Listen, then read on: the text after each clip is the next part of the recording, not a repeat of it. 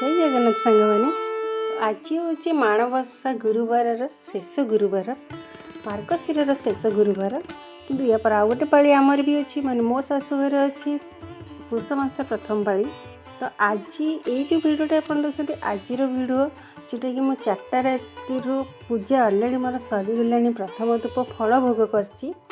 तो तापर मुझे जस्ट टिके को चिता केमती पकई चिता तो मुझे पूर्व दिन राति पकई तो सब देखी दूची।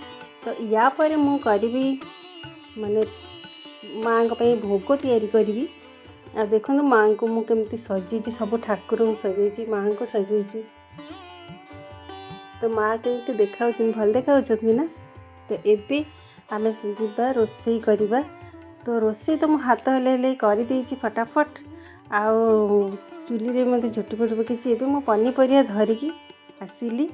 प्रथमे मु करी दही भात तापरे मु करी खेचेड़ी तापरे करी खीरी चावल खीरी करी तापरे करी मु डालमा करी।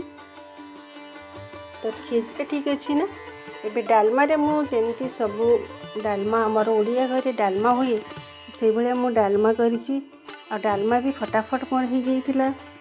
तापरे डालमा परे मु करथिली साग पर जीतिकी माने मु करि पाइली तो सेतिकी मु फटाफट रोसई करिकी ठाकुरंकर माँ को पई थाली सजई देली एवं मोर ठाकुर को भोग भी लगे देली।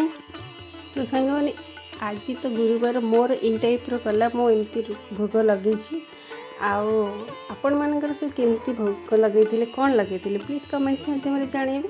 तो रखुची पुणी देखा गोटे नुआ वीडियो से बाय बाय टेक केयर जय लक्ष्मी माँ।